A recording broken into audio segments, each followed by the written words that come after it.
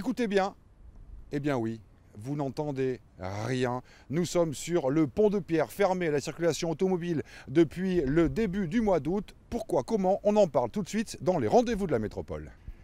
Et justement, pour nous parler de cette expérimentation Pont de Pierre, il y a avec nous Nicolas Fontaine et le vélo Bordeaux Métropole que vous découvrez à l'occasion. Parlez-nous un petit peu de cette expérimentation. Pourquoi? Quelle idée? Alors c'est très simple, c'est la volonté de lutter contre la pollution de l'air.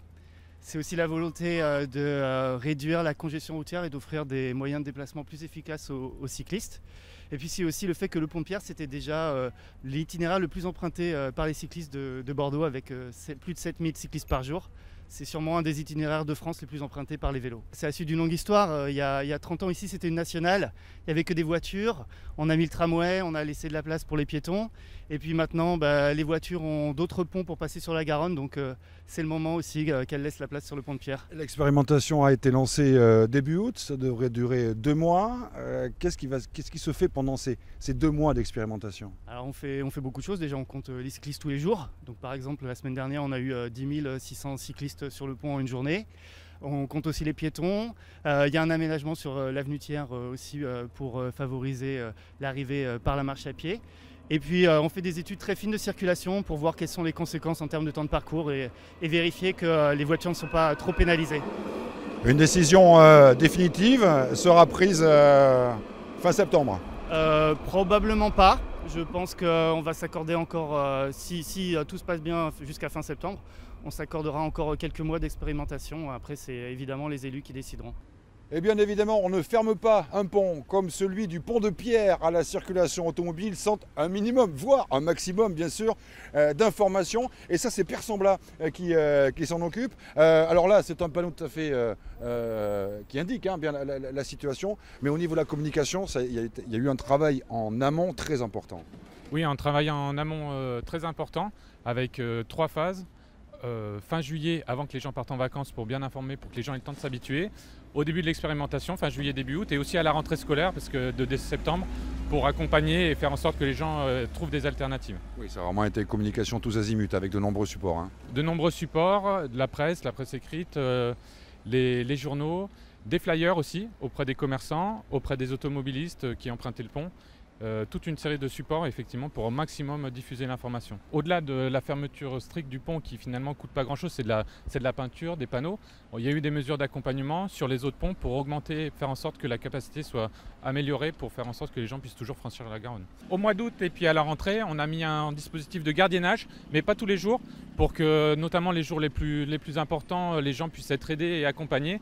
Et ensuite, il n'y aura plus ces équipements et il n'y aura plus de gardien. Alors, l'expérimentation, je vous le disais, a été lancée début août. Les premiers résultats commencent à tomber. Visiblement, la fermeture du pont de Pierre, ça marche. On en parle tout de suite. Et me voilà à présent avenue Thiers sur la rive droite avec une autre conséquence de cette fermeture du pont de Pierre à la circulation. Eh bien ici, regardez, les embouteillages ont totalement disparu et l'avenue Thiers est en train de changer véritablement. Pour nous en parler, pour parler aussi du premier bilan qui a été tiré de cette expérimentation, je rejoins tout de suite Jérôme Siry. Alors, au bout d'un mois et demi, qu'est-ce que l'on peut dire donc de cette expérimentation Pont de Pierre? C'est une expérimentation qui est très intéressante parce qu'on fait les constats qu'on avait un petit peu envisagés au départ, mais avec un petit bonus. Il n'y a pas eu trop de reports de circulation sur les autres ponts bordelais, si bien que ça n'a pas généré de nouveaux bouchons et au contraire ça a permis de fluidifier encore la traversée de Bordeaux. Donc on a bien rejoint nos objectifs qui sont, je le rappelle, permettre au plus grand nombre possible de personnes de passer d'un côté à l'autre des berges du fleuve. C'est quand même juste la définition des ponts. Ça, cet objectif-là est atteint. Mais en matière de santé publique, de pollution et de pollution sonore, les objectifs sont très au-dessus de ce que l'on aurait pu imaginer.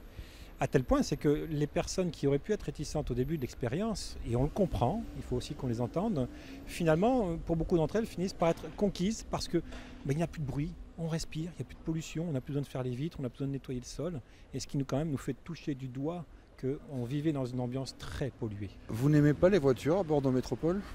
On aime les voitures. Par contre, ce que l'on veut considérer, ce que l'on veut appréhender, c'est quel est le besoin incompressible de voitures. Il y a des gens qui ne peuvent pas faire autrement que de se déplacer en voiture. Il faut bien sûr qu'on les quantifie et qu'on leur permette de mieux circuler. Je vais juste faire une petite précision. Fermer certains accès aux voitures, ça permet de diminuer le nombre de voitures pour permettre à ceux qui ont un besoin incompressible de mieux circuler. Donc c'est exactement l'effet inverse qui se produit. On favorise les déplacements en voiture des personnes qui en ont besoin et on favorise les déplacements des personnes qui, sans voiture, peuvent aller mieux, plus facilement d'un point A à un point B. On est tous gagnants.